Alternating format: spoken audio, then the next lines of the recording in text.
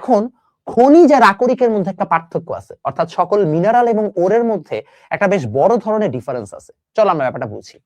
আকরিক হচ্ছে যেই খনিজ থেকে আমরা অর্থনৈতিকভাবে আমরা হচ্ছে যে লাভজনকভাবে ধাতুকে মানে নিষ্কাশন করতে পারি, তাকে আমরা বলছি আমাদের কি, তাকে আমরা বলছি আমাদের আকরিক। সো আকরিক এবং খনিজের মধ্যে বেসিক ডিফারেন্স হচ্ছে সকল খনিজকেই আমরা আকরিক বলতে পারবো না, কিন্তু সকল আকরিককে খনিজ বলা যাইতে পারে।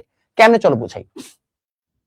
মনে করো আমাদের অনেক ধরনের খনিজ আছে, এর মধ্যে সকল খনিজ থেকে বা সকল মিনারেলস থেকে আমরা লাভজনক ভাবে মানে আমরা ধাতু এক্সট্রাক্ট করতে পারবো, কিন্তু হয়তো প্রসেসটা এতটাই কঠিন যেটা কারণে আমাদের খুব একটা বেনিফিট হয় না ফাইন্যান্সিয়ালি। বাট যদি আমরা ফাইন্যান্সিয়ালি বেনিফিশিয়াল মতো বা বেনিফিট করার মতো সিস্টেমে আমরা এটাকে এক্সট্রাক্ট করে আনতে পারি, তাহলে সেটাকে আমরা বলছি হচ্ছে আকরিক বা ওর। এবং এই আকরিক বা ওর আসলে হচ্ছে কি এক ধরনের খনিজ। বাট দেখো সকল খনিজকে আমরা কিন্তু সেম ভাবে হচ্ছে যে নিষ্কাশন করতে পারতেছি না। তো সেটাকে আমরা কি বলতেছি, সেটাকে আমরা বলছি জাস্ট হচ্ছে আমাদের খনিজ বা মিনারেল। তো এটাকে সহজে মনে রাখা যায় যে সকল আকরিকই কি খনিজ, কিন্তু সব খনিজ কিন্তু আকরিক না। যেমন কোয়ার্টজ, সিলিকন ডাইঅক্সাইড, যেটা হচ্ছে যে বালির একটা মানে ভার্জন, এটাকে আসলে তুমি আলাদা করে সিলিকনকে আলাদা করতে পারবা না।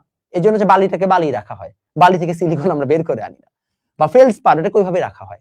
বাট তুমি চিন্তা করে দেখো, যদি আমি বক্সাইট চিন্তা করি, বক্সাইট থেকে কিন্তু আমরা অ্যালুমিনিয়ামকে বের করে আনতে পারি। ইনফ্যাক্ট আমরা শিখবো কিভাবে ক্রায়োলাইট থেকে অ্যালুমিনিয়াম বের করে আনা যায়, আমরা শিখবো আমাদের নেক্সট ক্লাসে শিখবো। যেরকম অ্যালুমিনিয়াম কিংবা হেমাটাইট থেকে কিভাবে আমরা লোহা বা আয়রন বের করে আনি, এগুলা কিন্তু হচ্ছে ঠিকই আমাদের বিভিন্ন আকরিক বা ওর। আমাদের এই চ্যাপ্টারে মূল ডিসকাশনের টপিক হচ্ছে কিভাবে আমরা আকরিক গুলাকে বের করে আনতে পারি।